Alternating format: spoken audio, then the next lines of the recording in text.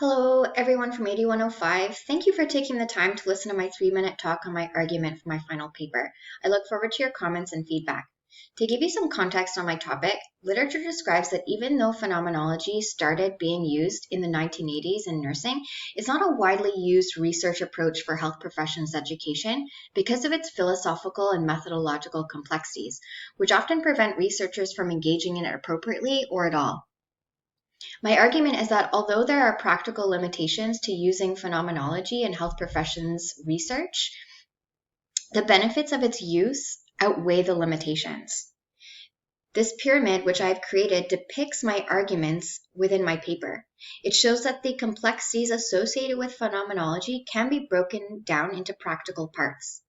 The first part is the foundation, and it is imperative for researchers to do this first in order to use phenomenological research to its full potential.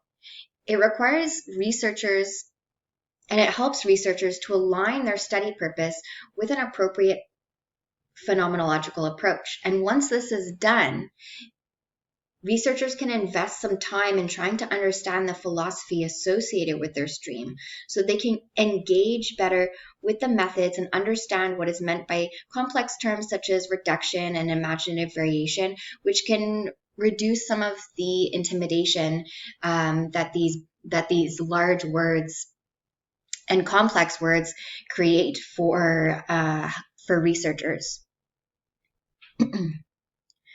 Overall, this pyramid aims to convert some of the methodological and philosophical complexities into practical parts that can help guide researchers in how to approach phenomenological work with more confidence. Because as many have described in the literature, it's not until the researcher practices phenomenology that they can really begin to understand the process.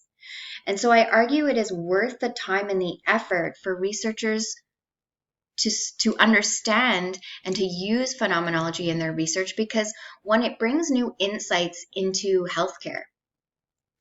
As Hooker and colleagues describe, phenomenology brings research beyond what a phenomenon is, but how it is experienced. And this allows researchers to identify essential elements of a phenomenon that can be used to inform change, such as changing curricula, evidence-based practice, and changes to best practice standards.